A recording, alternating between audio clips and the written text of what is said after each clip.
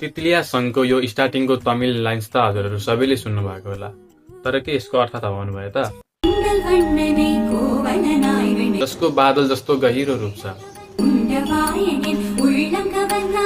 उही माखन चोर श्रीकृष्ण, उसले नै मेरो दिल छोड्यो र।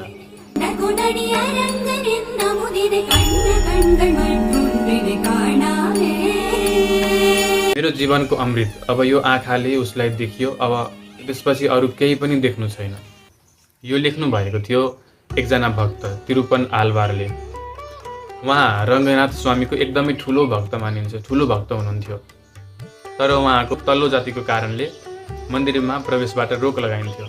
उहाँ दिनभरि नदीको किनारमा बसेर आफ्नो स्वामी भगवानलाई पुकार्नुहुन्थ्यो, रङ्गनाथ स्वामीलाई पुकार्नुहुन्थ्यो। भन्ने गरिन्छ कि उहाँको पुकार यति धेरै पावरफुल, यति धेरै गहिरो थियो कि स्वयं भगवान विष्णुजी त्यो पुजारीको सपनामा आएर भन्नुभयो, जसलाई तिमीले मेरो मन्दिरबाट भगायो उसलाई काँधमा बोकेर मेरो मन्दिरमा लिएर आऊ। भन्ने गरिन्छ कि पछि गएर उहाँले समाधि लिनुभयो र आफूले आफूलाई भगवानमा विलिन गर्नुभयो।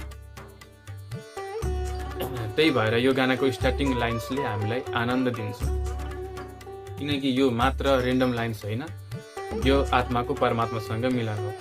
त्यही भएर सेयर गर्नुहोस् and follow for more cultural videos.